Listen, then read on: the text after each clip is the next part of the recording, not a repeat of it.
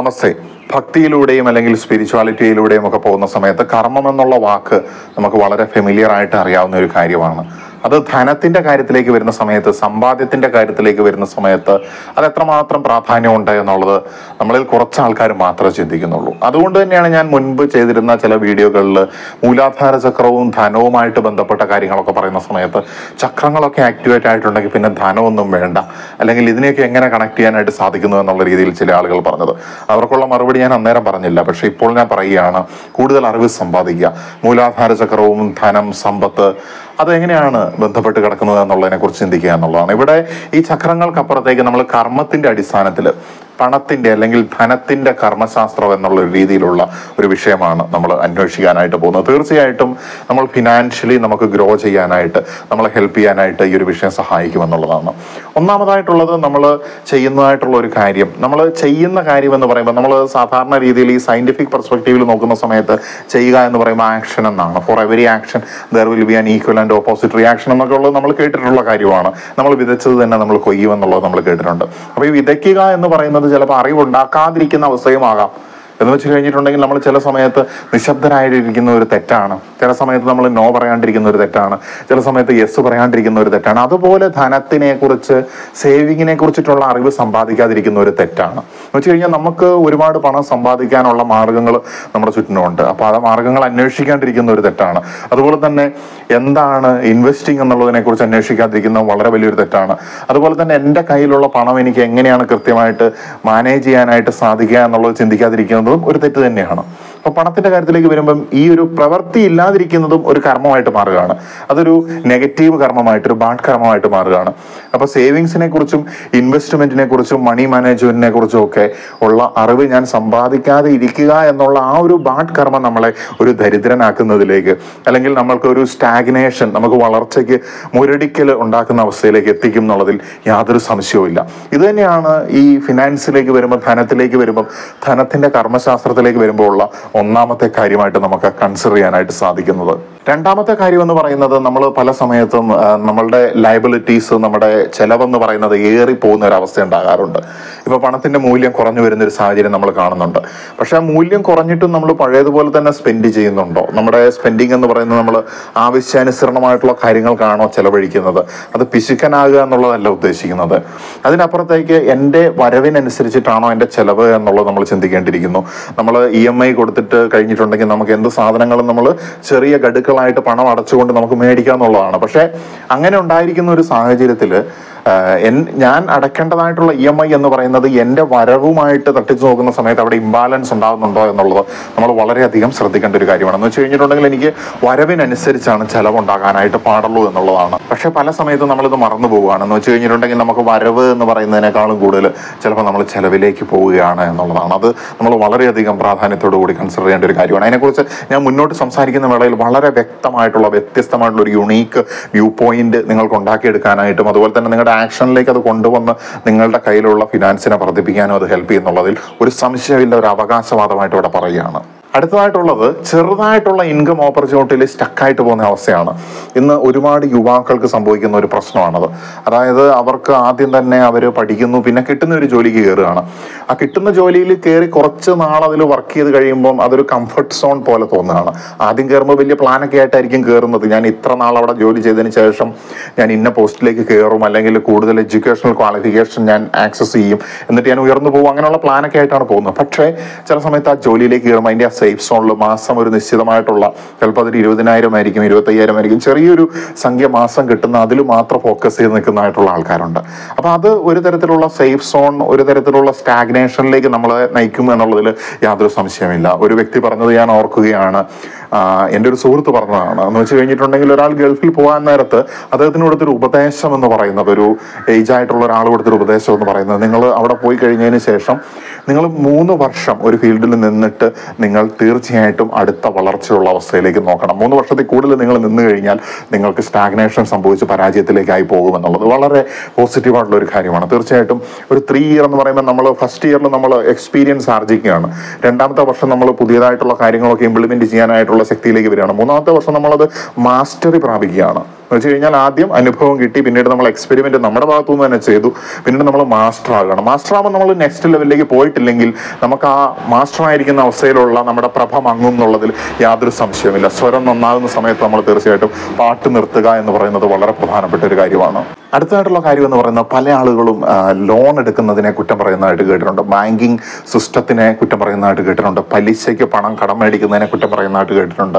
വലിയ പലിശയ്ക്ക് പണം കടം മേടിക്കണമെന്നൊന്നും അല്ല ഞാൻ പറയുന്നത്, കടം മേടിച്ചു കൂട്ടി വലിയ വീടുണ്ടാക്കണം അങ്ങനെയൊന്നും അല്ല പറയുന്നത്. അതിനപ്പുറത്തേക്ക് നമുക്ക് ലോൺ എന്ന് പറയുന്നത് നമ്മളുടെ ഒരു അത്യാവശ്യമാണോ? ഈ പണം എനിക്കിപ്പോൾ മാസം ഒരു 50,000 രൂപ ശമ്പളമായിട്ട് കിട്ടുന്നുണ്ട്, അപ്പോൾ എനിക്ക് കൃത്യമായിട്ട് എനിക്കിപ്പം ഒരു 5 ലക്ഷമോ 10 ലക്ഷത്തിൻ്റെ ആവശ്യമുണ്ട്, മാസം 15,000 അല്ലെങ്കിൽ 20,000 തിരിച്ചടയ്ക്കാനായിട്ട് സാധിക്കുന്നതായിട്ടുള്ള ഒരു ലോണ് എനിക്ക് എടുക്കുകയാണെങ്കിൽ അത് നമ്മുടെ ആവശ്യം അത്രയും പ്രാധാന്യമുള്ളതാണെങ്കിൽ നമുക്കത് തെറ്റില്ല എന്നുള്ളതാണ്. കാരണം എൻ്റെ മുന്നിൽ എനിക്ക് ഈ ലോണ് എടുത്ത കാര്യം നടന്നിട്ടില്ല, ഒരു ബിസിനസ്സിന് വേണ്ടി ആയിരിക്കാം, ആ ബിസിനസ് പരാജയമായിട്ടുണ്ടെങ്കിൽ പോലും എനിക്ക് കിട്ടുന്ന ശമ്പളത്തിൽ നിന്ന് ഈ പണം തിരിച്ചടയ്ക്കാനായിട്ട് സാധിക്കുമെന്നുള്ളതാണ്. അതൊരു ഗവൺമെൻറ് ജോബ് പോലെ സെക്യൂർഡ് ആയിട്ടുള്ള ഒരു സോഴ്സ് ഓഫ് ഇൻകം, കറക്റ്റായിട്ട് സ്റ്റെബിൾ ആയിട്ടുള്ള ഒരു ഇൻകം ആണ് വരുന്നത് എന്നുണ്ടെങ്കിൽ അങ്ങനെയുള്ള സാഹചര്യങ്ങളിൽ നമുക്കിത് ഉപയോഗിക്കാം എന്നുള്ളതാണ് ഫർദർ ഗ്രോത്തിന് വേണ്ടി. അല്ലാതെ നമ്മൾ മുന്നിൽ കാണാതെ ഹൈലി റിസ്കി ആയിട്ടുള്ള ഒരു ബിസിനസ്സിലേക്ക് നമ്മൾ കൂടുതൽ ലോൺ എടുത്ത് ഉപയോഗിച്ചതിന് ശേഷം നമ്മൾ കടക്കണിയിലായതിനു ശേഷം നമ്മൾ ഈ ലോൺ സിസ്റ്റത്തിനെ എതിര് പറഞ്ഞിട്ട് കാര്യമില്ല, ഇൻട്രസ്റ്റ് സിസ്റ്റത്തിനെ എതിര് പറഞ്ഞിട്ട് കാര്യമില്ല. കാരണം ലോകത്തിന്റെ വിനിമയത്തിന് ഇത് ആവശ്യമാണ് എന്നുള്ളതാണ്, ബിസിനസ് വേൾഡിൽ ഇത് ആവശ്യമാണ് എന്നുള്ളതാണ്. അപ്പോൾ തീർച്ചയായിട്ടും നമുക്ക് കൃത്യമായിട്ടുള്ള റീപേയ്മെന്റ് സ്ട്രാറ്റജീസ് ഉണ്ടാകണം, എങ്കിൽ മാത്രമേ നമ്മൾ ലോൺ എടുക്കാനായിട്ട് പാടുള്ളൂ എന്നുള്ളതാണ്. ഇതാണ് നമ്മുടെ അടുത്തതായിട്ടുള്ള ഒരു കർമ്മശാസ്ത്രത്തിലെ നെക്സ്റ്റ് പോയിന്റ് എന്ന് പറയുന്നത്. ചില ആളുകളെ സംബന്ധിച്ചിടത്തോളം പെട്ടെന്ന് പണക്കാരനാണ്. ഇന്ന് ഒരുപാട് യുവാക്കൾ ഈ ലഹരിയുടെയും അല്ലെങ്കിൽ ഇല്ലീഗൽ ബിസിനസ്സുകളുടെയൊക്കെ മേഖലയിലേക്ക് പോകുന്നത് നമുക്കറിയാവുന്ന കാര്യമാണ്. എന്ന് വെച്ച് കഴിഞ്ഞിട്ടുണ്ടെങ്കിൽ അവർക്ക് ചെറിയ എഡ്യൂക്കേഷൻ ആയിരിക്കും ചിലപ്പോൾ ഉണ്ടാകുക, അല്ലെങ്കിൽ ഇനഫ് എഡ്യൂക്കേഷൻ ഉണ്ടാവും, പക്ഷേ അവർക്ക് പെട്ടെന്ന് ക്യാഷ് ഉണ്ടാക്കണം എന്നുള്ളൊരു ആവശ്യമാണ്, അല്ലെങ്കിൽ അങ്ങനെ ഒരു ആഗ്രഹമാണ് ഉണ്ടാകുന്നത്. നമ്മൾ കണ്ടതായിട്ടുള്ള എല്ലാ വളർന്ന് പടർന്ന് പന്തലിച്ചിട്ടുള്ള തട്ടിപ്പുകളല്ലാത്ത എല്ലാ ബിസിനസ്സുകളും സ്ലോ ആയിട്ട് വന്നതാണ്. നമ്മൾ ഇപ്പം അനിൽ അംബാനിനെയും അല്ലെങ്കിൽ മുകേഷ് അംബാനിനെയും ആനന്ദ് അംബാനിനെയും ഒക്കെ നമ്മൾ നോക്കുമ്പോൾ അവർ ഒരുപാട് പണം കൊണ്ട് കളിക്കുന്നതായിട്ട് നമ്മൾ കാണുന്നുണ്ട്. പക്ഷേ യഥാർത്ഥത്തിൽ നമ്മൾ ചിന്തിക്കേണ്ട ഒരു കാര്യം, അവരുടെ മുൻ തലമുറയിൽ പെട്ടതായിട്ടുള്ള വ്യക്തി, അവരുടെ ഗ്രാൻഡ് ഫാദർ, അദ്ദേഹം എന്തായിരുന്നു ചെയ്തത്, അദ്ദേഹത്തിൻ്റെ അപ്പം 1, 2, 3 തലമുറകളിൽ കൂടിയാണ് ഈ ഫിനാൻസ് ഗ്രോ ചെയ്ത് വരുന്നത് എന്നുള്ളത് നമ്മൾ മനസ്സിലാക്കേണ്ടിയിരിക്കുന്നത്. അപ്പം അവിടെ ആ ഇനിഷ്യൽ കാര്യം കൊണ്ടുവന്ന ആൾ വിജയിച്ചാൽ മാത്രം പോരാ, നെക്സ്റ്റ് അത് നിലനിർത്തി പോകാനായിട്ടും സാധിക്കണം, അടുത്ത തലമുറയ്ക്ക് അതിനെ വർദ്ധിപ്പിക്കാനായിട്ട് അല്ലെങ്കിൽ മൾട്ടിപ്ലൈ ചെയ്യാനായിട്ട് സാധിക്കണം. ഇതൊക്കെ കർമ്മശാസ്ത്രവുമായിട്ട് ബന്ധപ്പെട്ട കാര്യങ്ങൾ തന്നെയാണ്.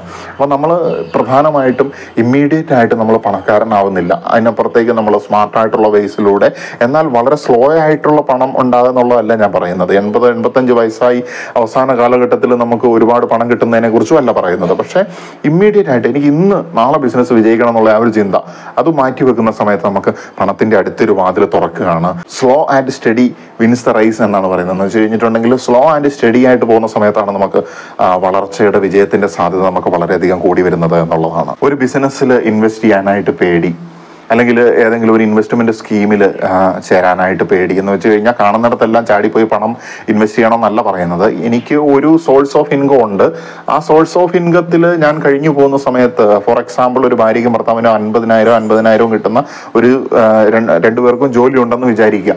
അപ്പോൾ 1 ലക്ഷം രൂപയാണ് മാസം അവിടെ വരുമാനം എന്ന് പറയുന്നത്. എന്നാൽ ഇവരുടെ ആഗ്രഹം എന്ന് പറയുന്നത് ഒരുപാട് പണം ഉണ്ടാക്കണം എന്നുള്ള രീതിയിലാണ് എന്ന് വിചാരിക്കുക. അപ്പോൾ അങ്ങനെ ആയിരിക്കുന്ന സമയത്ത് എന്നാൽ അവർക്ക് മറ്റു മേഖലകളിലൊക്കെ ഇൻവെസ്റ്റ് ചെയ്യാൻ പേടിയാണ് എന്നുണ്ടെങ്കിൽ, ഈ പേടി എന്ന് പറയുന്നത് എന്ന് വെച്ച് കഴിഞ്ഞിട്ടുണ്ടെങ്കിൽ റിസ്ക് എടുക്കാനുള്ള ഭയം എന്ന് പറയുന്നത്. കാരണം നമ്മളെ കയ്യിലേക്ക് പണം വരുന്നു, നമ്മൾ അതിൻ്റെ കുറേശ്ശെ പോർഷൻസ് ഓരോ മേഖലയിലും നമ്മൾ ഇൻവെസ്റ്റ് ചെയ്ത് അല്ലെങ്കിൽ പല രീതിയിലുള്ള ബിസിനസ്സുകളിൽ റൺ ചെയ്ത് നമ്മൾ എക്സ്പെരിമെന്റ് നടത്തി ആ ട്രയൽ ആൻഡ് എററിൽ കൂടെയാണ് നമുക്ക് ഒരു കാര്യം ക്ലച്ച് പിടിച്ച് വരിക എന്നുള്ളതാണ്.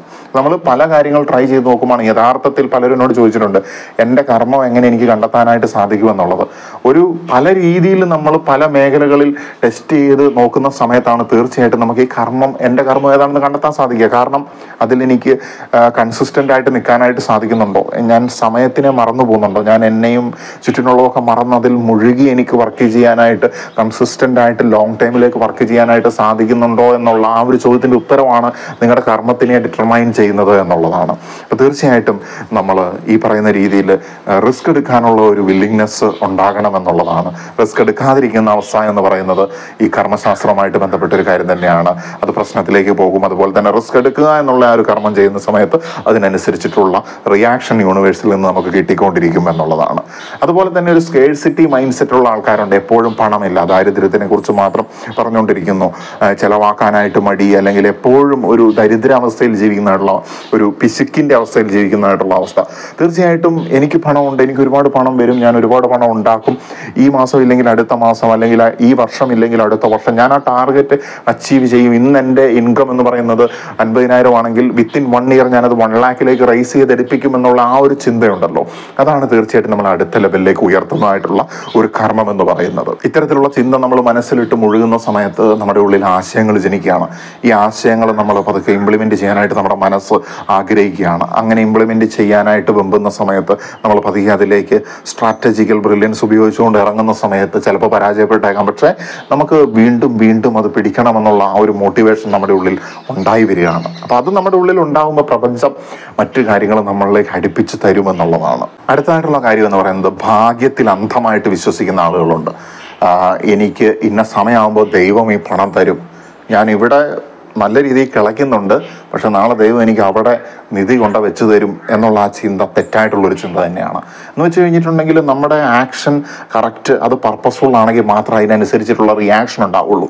നമ്മുടെ ഇൻറ്റൻഷൻ എന്ന് പറയുന്നത് അത്രയും ക്ലിയർ ആൻഡ് പവർഫുൾ ആണെങ്കിൽ മാത്രം, അല്ലെങ്കിൽ അത്ര ഫോക്കസ്ഡ് ആണെങ്കിൽ മാത്രമാണ് പ്രപഞ്ചം അതിനുള്ളൊരു റിസൾട്ട് നമുക്ക് തരുള്ളൂ എന്നുള്ളതാണ്. അതുകൊണ്ട് ലക്കിൽ വിശ്വസിച്ചിരിക്കുക എന്നുള്ളത് നമ്മുടെ സമയത്തിനെ കൊന്നുകളയുന്നതായിട്ടുള്ള, നമ്മുടെ സ്വപ്നങ്ങളെ നശിപ്പിക്കുന്നതായിട്ടുള്ള, അത്തരത്തിലുള്ള വെളിച്ചത്തിനെയൊക്കെ അസ്തമനത്തിലേക്ക് കൊണ്ടുപോകുന്നതായിട്ടുള്ള ഒരു പ്രശ്നം തന്നെയാണ് believing too much in luck. Luck എന്ന് പറയുന്നത് നമ്മൾ നമ്മുടെ കർമ്മം വളരെ ബ്രില്യൻ്റ് ആയിട്ട് പർപ്പസ്ഫുൾ ആയിട്ട് നമ്മൾ ചെയ്യുന്ന സമയത്ത് നമ്മുടെ ചിന്തകളും പ്രവൃത്തികളും സ്വരച്ചേർച്ചയോടുകൂടി നമുക്ക് കൊണ്ടുപോകാനായിട്ട് സാധിക്കുന്ന സമയത്ത് ബോണസായിട്ട് കിട്ടുന്നതിനെ മാത്രമേ നമ്മൾ ലക്കായിട്ട് കാണാൻ പാടുള്ളൂ എന്നുള്ളതാണ്. അല്ലാതെ ഒരു ലക്കിൽ ദൈവം തരും, നിങ്ങൾ എത്ര വിശ്വാസിയാണെങ്കിലും നിങ്ങൾ വിശ്വസിച്ചിരിക്കുന്നുണ്ടെങ്കിൽ നിങ്ങൾ മിഥ്യയിലാണ് എന്നുള്ളത് മനസ്സിലാക്കേണ്ടിയിരിക്കുന്നു. അല്ലെങ്കിൽ അങ്ങനെയുള്ള ആളുകളെ നിങ്ങൾക്ക് അറിയുമെന്നുണ്ടെങ്കിൽ അവരോട് തീർച്ചയായിട്ടും ഈ ഒരു കാര്യം പറഞ്ഞു കൊടുക്കുക, അല്ലെങ്കിൽ അവർ മനസ്സിലാക്കട്ടെ എന്ന് നമുക്ക് പ്രത്യാശിക്കാം. അടുത്തതായിട്ട് നമ്മുടെ കണക്ഷൻസ് എന്ന് പറയുന്നത് എന്ന് വെച്ച് കഴിഞ്ഞിട്ടുണ്ടെങ്കിൽ നമുക്ക് ഒരുപാട് നെറ്റ്വർക്ക് ഉള്ള ആൾക്കാരുണ്ട്, കുറച്ച് ഇൻട്രോവേർട്ട് ആയിട്ടുള്ള ആൾക്കാരുണ്ട്. When it comes to your wealth building എന്നുള്ള ആ ഒരു അവസ്ഥയിൽ ചിന്തിക്കുന്ന സമയത്ത് നിങ്ങൾ ഇൻട്രോവേർട്ട് ആണെങ്കിൽ നിങ്ങൾ നിങ്ങളുടെ പേഴ്സണാലിറ്റിക്ക് അനുസരിച്ചിട്ടുള്ളതായിട്ടുള്ള മേഖല നിങ്ങൾ കണ്ടെത്തണം എന്നുള്ളതാണ്. എന്നാൽ നിങ്ങൾ നല്ല രീതിയിൽ നെറ്റ്വർക്ക് ബിൽഡ് ചെയ്യാനായിട്ട് സാധിക്കുന്നതായിട്ടുള്ളൊരു വ്യക്തിയാണെന്നുണ്ടെങ്കിൽ തീർച്ചയായിട്ടും അവിടെ നിങ്ങളുടെ ബിസിനസ്സിന് ആ ഒരു നെറ്റ്വർക്ക് എന്ന് പറയുന്നത് എസെൻഷ്യൽ ആണ് എന്നുണ്ടെങ്കിൽ തീർച്ചയായിട്ടും നിങ്ങൾ അവിടെ ആ നെറ്റ്വർക്ക് ബിൽഡിംഗ് സ്കിൽ എന്ന് പറയുന്നത് നിങ്ങളുടെ ഒരു പോസിറ്റീവായിട്ടുള്ളൊരു കർമ്മമായിട്ട് കോൺട്രിബ്യൂട്ട് ചെയ്യുന്നുള്ളതാണ്. എല്ലാ ബിസിനസ്സിലും നെറ്റ്വർക്ക് വേണമെന്ന് ചോദിച്ചു കഴിഞ്ഞാൽ ചിലപ്പോൾ നിങ്ങൾ ആൾക്കാരുമായിട്ട് ഇൻട്രാക്ട് ചെയ്യാതെ നിങ്ങൾക്ക് പണം ഉണ്ടാക്കാൻ പറ്റുന്ന മാർഗ്ഗങ്ങൾ ഉണ്ടായിരിക്കും. എന്നിരുന്നാലും അതിൻ്റെ അങ്ങേ തലയിൽ ഒരാളുണ്ട്, അവരുടെ ആക്ഷനാണ് നിങ്ങളിലേക്ക് ഫിനാൻസ് കൊണ്ടുതരുന്നത് എന്നുള്ള കാര്യം നമ്മൾ ചിന്തിക്കണം എന്നുള്ളതാണ്. ബിക്കോസ് സോഷ്യലായിട്ടുള്ള ഡീലിങ്സിൽ കൂടെ മാത്രം ഉണ്ടാകുന്ന ജനറേറ്റ് ചെയ്യുന്ന വിനിമയം ചെയ്യപ്പെടുന്ന ഒരു സാധനമാണ് പണം എന്ന് പറയുന്നത്. എനിക്ക് ഇപ്പം സന്തോഷം കിട്ടാനായിട്ട് ഞാൻ പണം ഉണ്ടാക്കുന്നു, എൻ്റെ ഇൻസ്റ്റൻ്റ് ആയിട്ടുള്ള ഹാപ്പിനെസ് ഗ്രാറ്റിഫിക്കേഷന് വേണ്ടി ഞാൻ ആ പണം ചെലവഴിക്കുന്നു. ഫിനാൻഷ്യൽ സ്റ്റെബിലിറ്റിയിലേക്ക് എത്തണം എന്നുള്ളൊരു ചിന്തയില്ല. എനിക്ക് കിട്ടുന്ന പണത്തിനെ ഞാൻ ഇപ്പോഴുള്ള സന്തോഷങ്ങൾക്കായി ചെലവഴിച്ച് മുന്നോട്ട് പോകുന്നു. ഇപ്പോഴുള്ള സന്തോഷങ്ങളെ നിരാകരിക്കണം എന്നല്ല പറയുന്നത്. Middle path is the golden path എന്നുള്ളത് ഞാൻ പറയുന്ന ഓരോ പോയിന്റിലും നിങ്ങൾ കാണേണ്ട ഒരു കാര്യം തന്നെയാണ്.